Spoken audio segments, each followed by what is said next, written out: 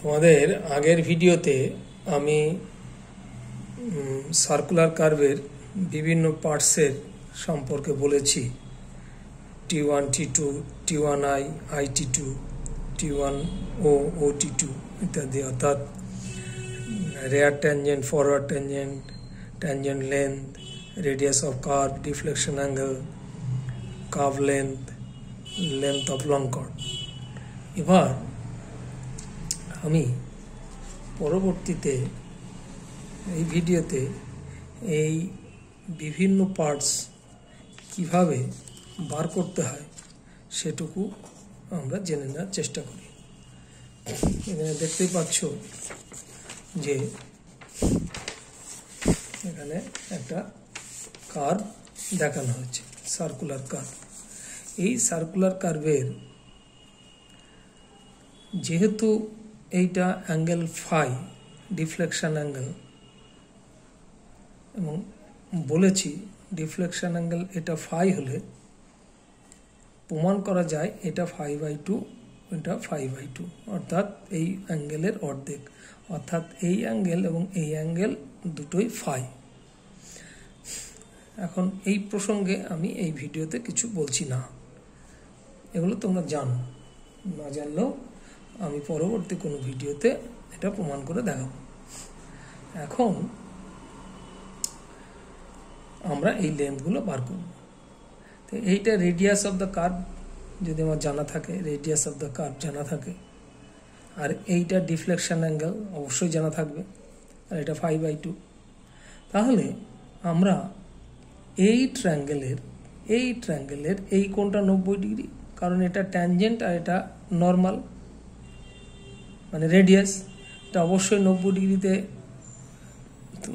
এই অ্যাঙ্গেলটা থাকে। এটা যদি 90 ডিগ্রি হয় তাহলে এইটা right angle triangle.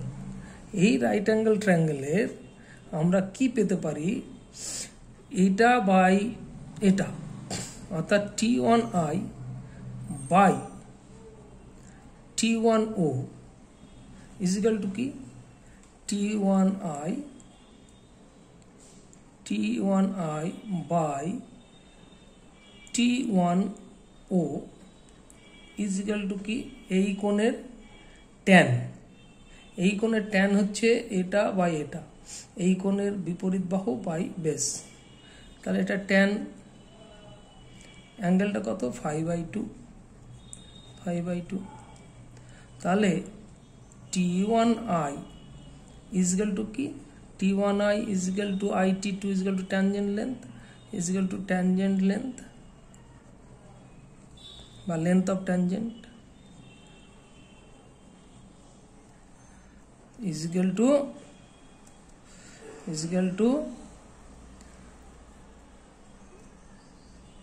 T1I equal to T1O tan 5/2, যেখানে T1O ইজিক্যাল টু কত, R, তাহলে R tan 5/2, বুঝে গেল, R tan 5/2। এবার এসো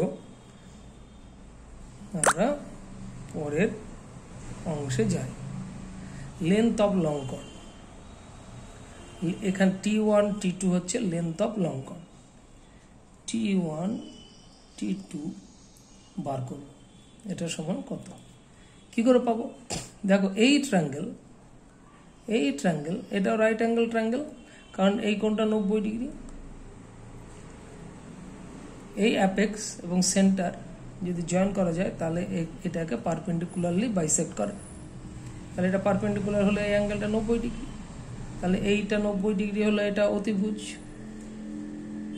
তাহলে আমি কি পাবো, আমাকে পেতে হবে এই L/2। তাহলে L/2 মানে অ্যাঙ্গেলের বিপরীত বাহু সাইন কম্পোনেন্ট হিসেবে আসবে। তাহলে sine of 5/2 equal to this by this, মানে অ্যাঙ্গেলের বিপরীত বাহু, মানে L/2 divided by R, or L/2 is equal to half of length of long chord L/2 is equal to R sin phi/2। তাহলে এরকম কটা L/2 আছে, একটা প্লাস একটা, তার মানে 2 into L/2 is equal to L is equal to length of long chord, length of long chord